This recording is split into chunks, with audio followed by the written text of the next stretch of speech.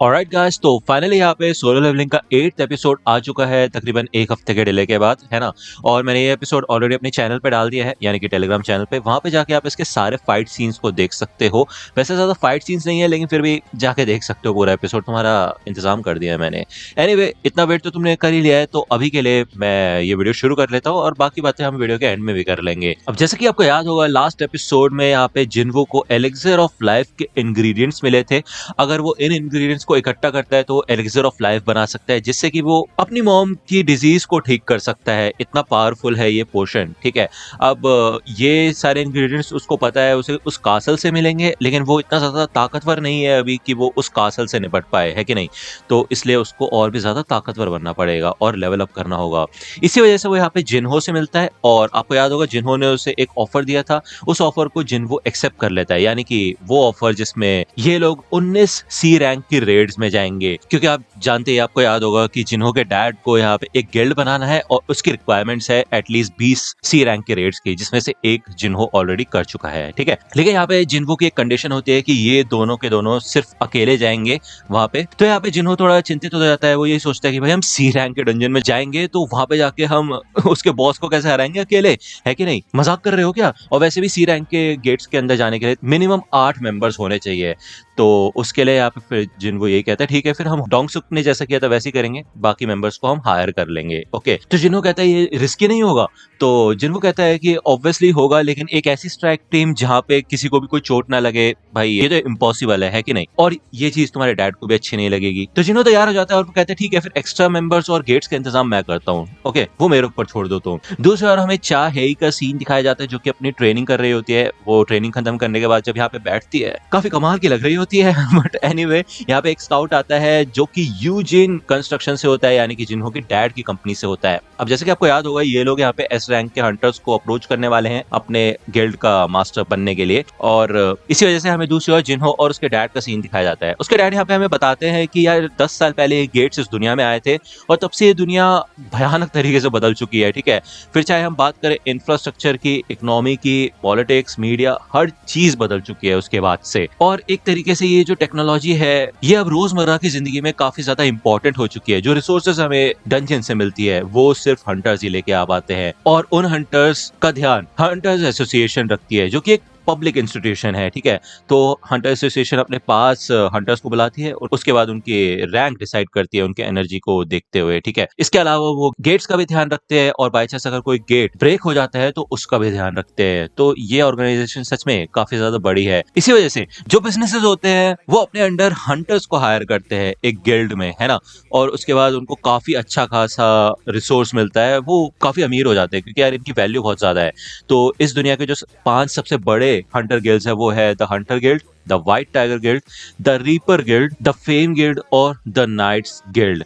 ये 5 ऐसे गिल्ड है कंट्री के जो कि सबसे ज्यादा अमीर मान लो तुम यार, मतलब सारी की सारी रिसोर्सेज इनके पास जाती है। तो यार ये चीज जिन्हों के डैड को काफी ज्यादा बुरी लगती है, क्योंकि वो यही कहते हैं कि हमने भी इस देश के लिए बहुत कुछ किया है और हम ऐसा ये सब बैठ के सिर्फ देख नहीं सकते, जबकि ये सारी रिसोर्सेज हमारे लिए भी काफी ज्यादा जरूरी है। तो इसी वजह से यहाँ पे हमें मकसद बता दिया जाता है जिन्हों के डैड का, कि वो क्यों अपना एक गिल्ड बनाना चाहते हैं।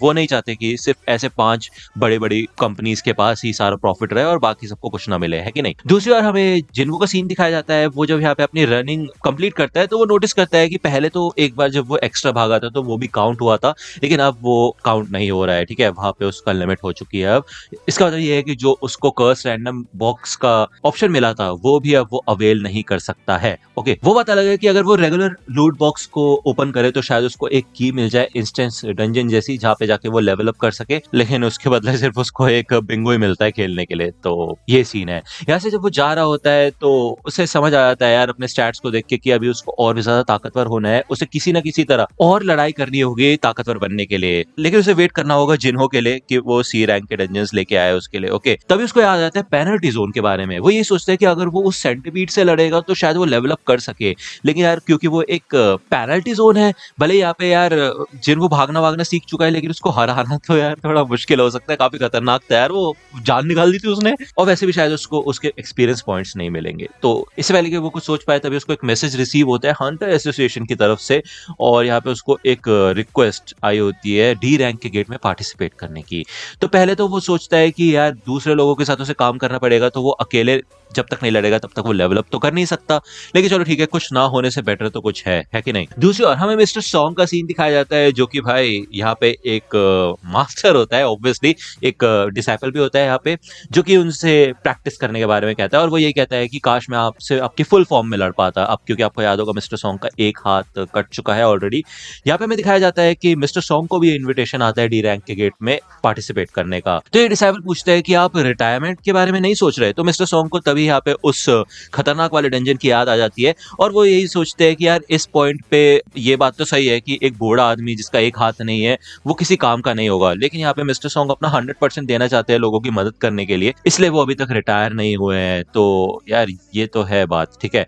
दूसरी ओर हमें किम का सीन दिखाया जाता है, जिसकी एक फैमिली भी होती है।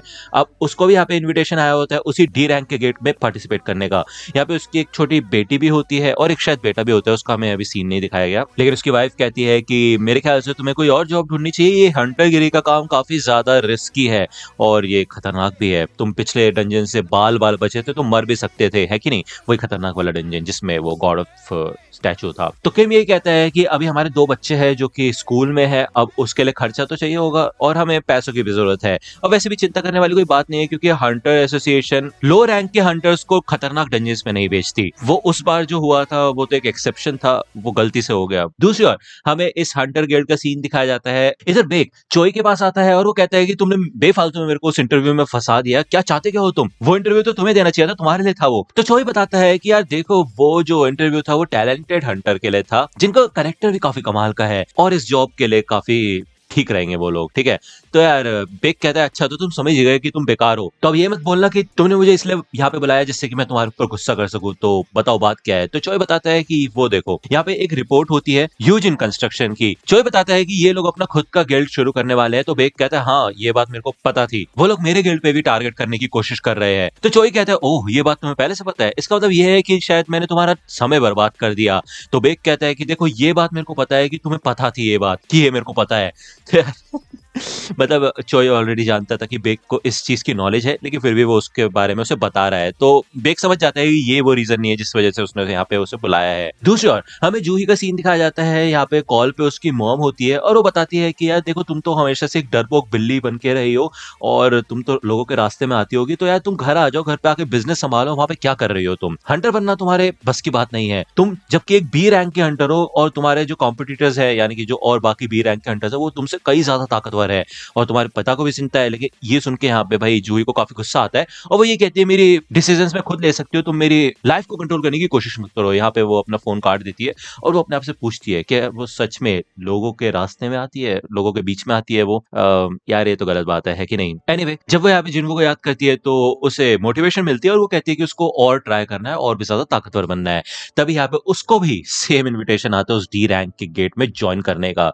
जब यहाँ पे चाहे ही आ रही होती है तो सामने से बेक आता है और वो भी इधर चोई से मिलने के लिए आई होती है। वो आके चोई को इन्फॉर्म करती है कि आज एक स्काउट ने उसे अप्रोच किया जो कि यूजिन कंस्ट्रक्शन से था। वो चाहते हैं कि चाहे उनके गिल्ड को एक गिल्ड मास्टर के तौर पे ज्वाइन करे। तो चोई कहता है आप आके तुम अगर ये बात मेरे को बता रहे हो, इसका मतलब ये है कि तुमने उनको मना कर दिया है? तो चाहे ही कहती है हाँ, मैंने उनके ऑफर को ठुकरा दिया, लेकिन मैं ये सोच रही हूँ कि प्रेसिडेंट बेक को मैंने अभी यहाँ से जाते हुए देखा, तुम लोग क्या बात कर रहे थे?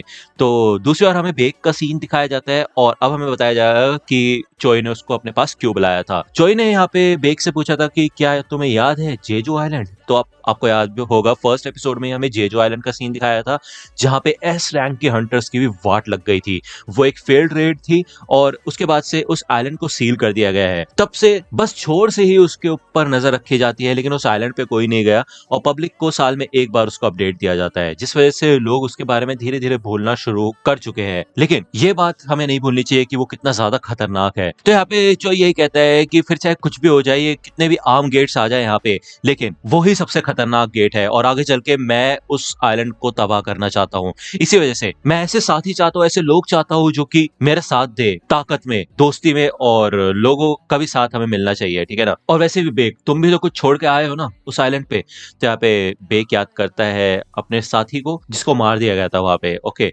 और उसका नाम होता है योनसुक ब्योंगू, ओके, शायद वही होता है। दूसरी ओर हमें एक बंदे का सीन दिखाया जाता है, वो कहता है कि प्लीज मैं तुमसे भीख मांग रहा हूँ, उन्हें मरना ही होगा। अब यार पता नहीं कौन है, इसका इंट्रोडक्शन नहीं, गायब हो गया। एनीवे यहाँ पे संडे का दिन होता है, आज भी संडे है ना। तो जिनको इधर से जा रहा होता है तैयार होके, और वो कहता है मैं बाहर जा रहा हूँ। तो जिना कहती है कि आज तो छुट्टी है, कहाँ जा रहे हो तुम, आज भी तुम्हें काम है, आजकल काफी बिजी हो गए हो तुम, ये मानना मुश्किल है कि तुम पहले वाले इंसान हो, लगता है तुम्हारी ट्रेनिंग काम आ रही है। हाँ, तो जिनको कहता है वैसे भी देखो अब हम एक अच्छे खासे लेवल पे आ चुके हैं, हम अच्छे खासा जिंदगी जी पा रहे हैं, तो ये तो अच्छी बात है ना, चिंता करने वाली कोई बात नहीं है। तो यहाँ से जिनको जाता है और अपना सामान भी नहीं लेके गया होता, वो जिन्हा उसे याद दिलाती है, लेकिन वो निकल जाता है। वो ये कहती है कि यार बीच पे सैर करने के लिए जा रहा है क्या। तो अब मैं आपको बता दूं कि मिस्टर सॉन्ग एक स्वॉर्ड्समैन है, और वो ये कहते हैं कि यार उसको अवेकन नहीं किया गया था, वो तो सिर्फ एक स्वॉर्ड्समैन है, और उसके जो ये स्किल्स है मैजिक बीस्ट के सामने यूजलेस है, उसका कोई मतलब ही नहीं है। वो बात अलग है कि अगर वो फिर से अवेकन हो जाए, जो कि भाई किस्मत पलट जाएगी अगर ऐसा कुछ होगा तो। तभी यहाँ पे उसको सामने जिन्वो दिखता है, और वो उसको देख के काफी ज्यादा सरप्राइज हो जाता है, ये देख के कि यार वो बिल्कुल ठीक है, और वो पहले से कितना ज्यादा चेंज हो चुका है भाई, 1 महीने के अंदर अंदर सिर्फ। और वो जो बेचारा शरीफ सा बच्चा था वो गायब हो चुका है। अब वो नोटिस करता है यहाँ पे जिन्वो की जो टांग टूट गई थी वो वापस आ चुकी है। तो जिन्वो कहता है हाँ यार, जब मैं हॉस्पिटल में जागा तो ये वापस आ गई थी।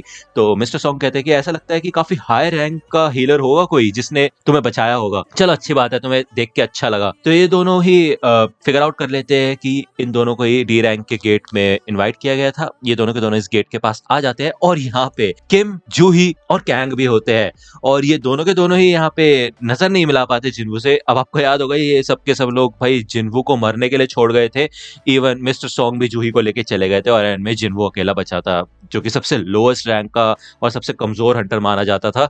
और अब ऑब्वियसली यार वो यहाँ पे इनके सामने जिंदा खड़ा है, तो इनको थोड़ा रिग्रेट तो फील होगा।